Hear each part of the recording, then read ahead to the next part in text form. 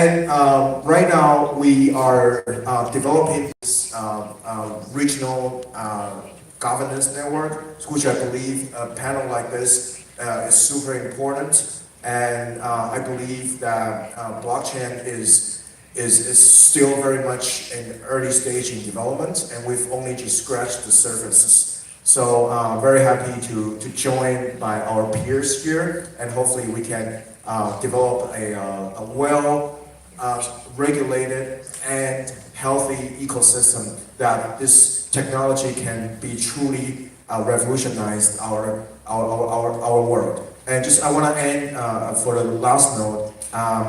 30 years ago, when Tim Berners-Lee created internet, he was envisioning an open, free-sharing information space. But today's internet was sort of controlled by seven major companies. But blockchain is allowing us to do it right, and it's sort of giving us a second chance to make it right for humanity. So if we all can work together as entrepreneurs, as government officials, as lawmakers, as international organizations, I think we will be promising to a really good and more advanced humanity. Thank you.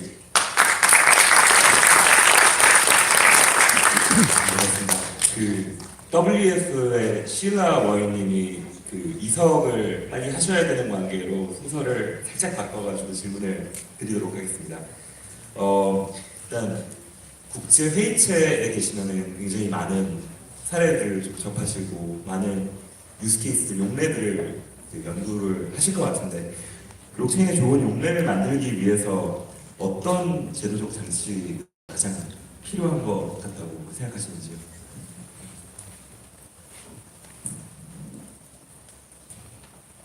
So our fundamental belief is that collaboration is what's essential. And so the panels like the one you're seeing today, I think are critical to success of regulation in this space. Again, because it's such an early technology, the tendency for nations to think about it in isolation and to imagine that they're going to be able to promote the progression of the technology by themselves is, we think, misguided. We actually think a global approach is necessary to bolster and support this technology in these early phases. Apart from that, I do think that the things that individual nations can really do to support and promote evolution and experimentation are things like the sandboxes that Jason's promoted in Taiwan, for example, and other countries. Estonia has done a lot of really great experimentation in this as well. Of course, all the countries that you've heard here will have a chance to tell you about the work that they've all been doing. I think that the other important thing I would add is to separate regulation of the monetary aspects of the technology from the technology itself. And this is something, a trap I think it's very easy to fall into, is imagining that regulation of ICOs in certain ways doesn't have implications for innovation and technology. It isn't necessarily true. So there are ways in which you can regulate or bring ICOs into existing forms of regulation that are going to encourage the technology, and there are ways that are going to cut it off completely. 감사합니다. 다음으로는 핀란드의 파르비아이넨 의원님, 핀란드 국가주도 블록체인 정책 및 파일럿 프로젝트들을 추진하고 계시는 걸로 알고 있는데요. 고견을 잘 부탁드립니다. Okay, thank you. It's an honor to be here. So my name is Olli-Poika Parviainen, and I'm a member of parliament from Finland. I work in the Committee for the Future, which is sort of an internal think tank of the parliament, working with the Prime Minister's office, and also in example, Committee of Internal Affairs, which has lots of things to do with security. But currently, I think we have recognized in Finland the situation that new and emerging technologies are being applied and taken into use before the legislation is sort of ready for them. And we are trying to recheck our legislation in a way that it would be first primarily technology neutral, and in a way that the legislation should enable possibilities and, for example, entrepreneurship. And this is, of course, not an easy task to do.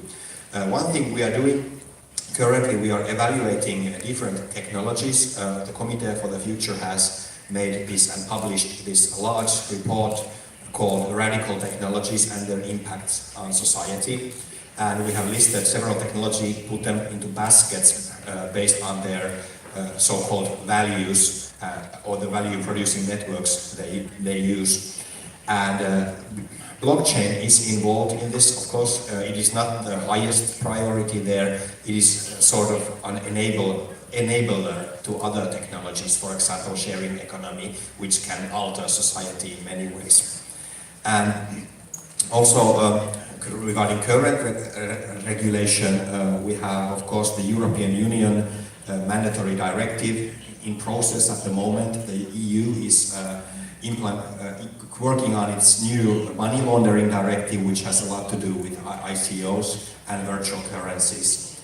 And we are also building our own legislation based on this directive, still in progress, but our legislation will sort of get more ahead. For example, we will include probably mandatory ICO registration system in the legislation. And also we have this tax administration legislation coming to sort of make the taxation of virtual currencies more understandable and also more easier to implement. And also considering a couple of other laws, we have the law of public information management currently in process, and the idea of that is, of course, to reshape the law in a way that it could possibly use also blockchain as information management easier than it's now possible. And in the society as a whole, of course, the government and the state isn't the only operator here. For example, our banks are quite active. For example, one of the banks is investigating and researching virtual identities and how to use them in this picture.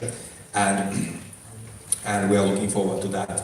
And also, this spring, our Ministry of Finance has set up a blockchain technology network for public administration. And when you look at the public administration in Finland, it is still in many ways in sort of research phase. And we are still waiting for the results so that we can apply them. And also the European Union is doing the same thing. And of course, Finland will have the European Union chairmanship starting next year. And I am pretty confident that this whole broad topic, including blockchain and the technology paradigm shift that is addressing societies at the moment, will be our top priorities in the chairmanship. Thank you. 알겠습니다. 마지막으로 에스토니아의 효행 의원님, 블록체인과 암호화폐 확산을 위한 EU 법률안을 발의하신 것으로 알고 있는데 의견을 여쭙고자 합니다.